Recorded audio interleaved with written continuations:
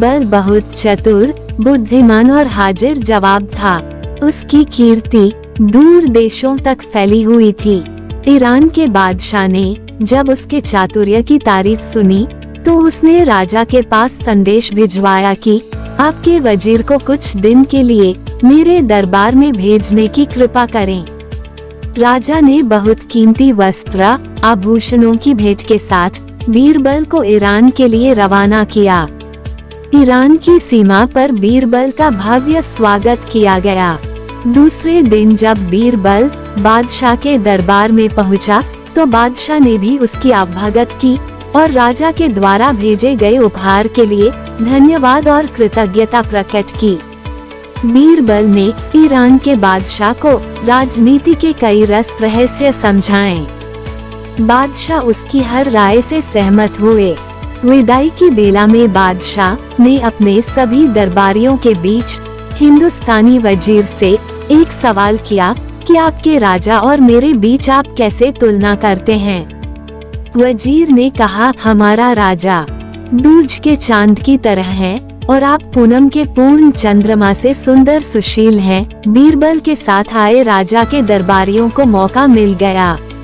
वो आपस में इस बात को लेकर खुसर करने लगे कि बीरबल ने ईरान के बादशाह के स्वागत सरकार के आगे अपने राजा को नीचा दिखाया है।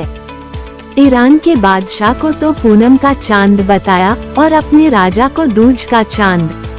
दूसरे दरबारी ने हाँ में हाँ मिलाते हुए कहा, हाँ तुम ठीक कहते हो, पूनम का चांद बहुत बड़ा और चमकीला होता है, जबकि दूज का चांद एक पतली सी रेखा की तरह है। वजीर ने अपने राजा को छोटा बताया, इसकी हमें शिकायत करनी चाहिए। तीसरे दरबारी ने कहा, जब बीरबल वापस अपने राजा के दरबार में लौटा तो राजा ने सारा हालचाल पूछा।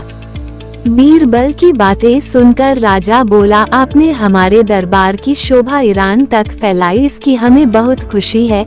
साथ गए दरबारियों ने पूनम के चांद और दूज के चांद वाली बात राजा को बताई। राजा इस पर बहुत नाराज हुआ।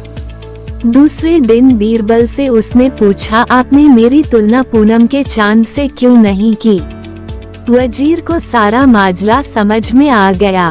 वह बोला, हुजूर, आप दूज के चांद की तरह हमेशा अपने पराक्रम, कीर्ति और साम्राज्य को दिन दूना रात चौगुन बढ़ा रहे हैं, इसलिए मैंने आपकी प्रशंसा की। मैं दूज के चांद की उपाधि दी। ईरान के बादशाह को पूनम का चांद इसलिए कहा क्योंकि पूनम का चांद हर रोज घटा जाता है, सिमटता जाता है। अमावस की रात तो वह बिल्कुल ही नहीं निकलता।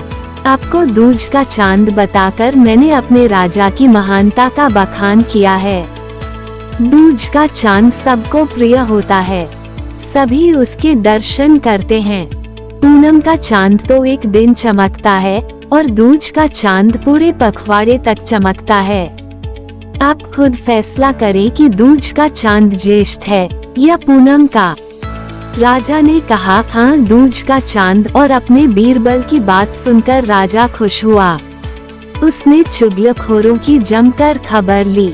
राजा ने उससे और इनाम देकर सम्मानित किया।